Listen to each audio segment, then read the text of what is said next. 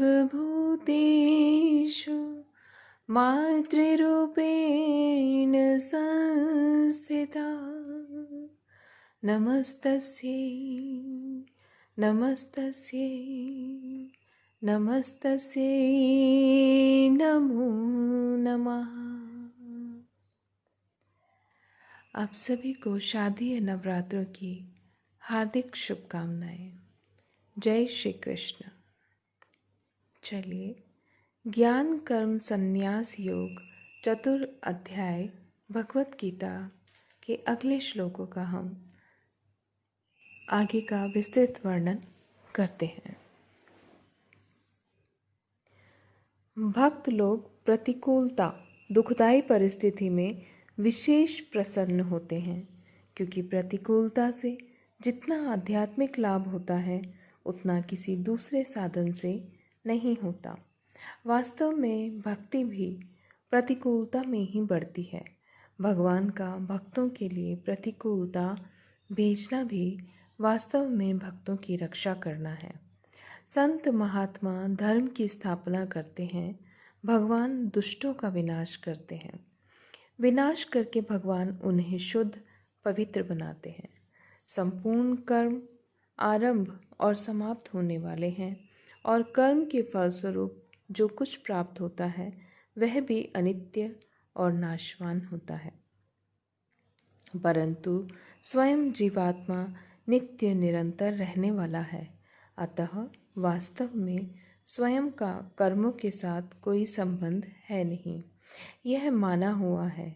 अतः संपूर्ण कर्मों को करते हुए भी उनके साथ अपना संबंध है ही नहीं, ऐसा अनुभव करें तो उसके कर्म दिव्य हो जाते हैं। यह कर्मों का तत्व है, यही कर्म योग है।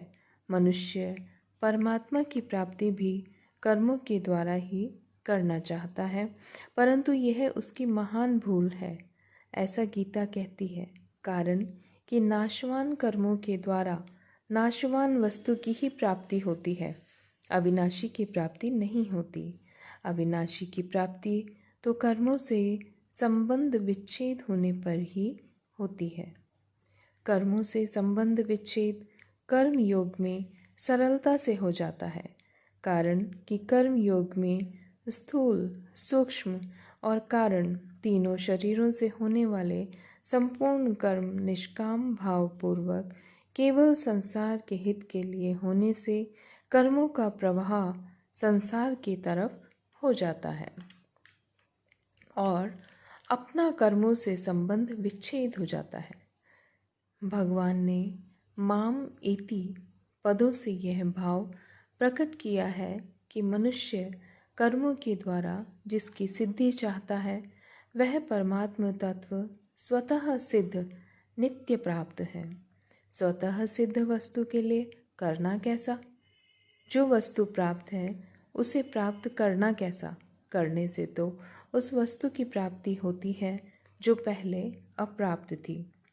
कर्तव्य कर्मों को न करके प्रमाद आलस्य करना और कर्तव्य कर्मों को करके उनके फल की इच्छा रखना, इन दोनों कारणों से मनुष्य को नित्य प्राप्त परमात्मा के अनुभव में बाधा लगती है। अर्थात ऐसा सोचना कि मैंने यह कर्म किया तो इसके बदले मुझे कुछ प्राप्ति हो जाए, यही बंधन है। इस बाधा को दूर करने का उपाय है फल की इच्छा न रखकर दूसरों की सेवा के स्वरूप से कर्तव्य कर्म करना। फल की इच्छा न रखकर कर्तव्य कर्म करने से कर्मों से संबंध विच्छेद हो जाता है।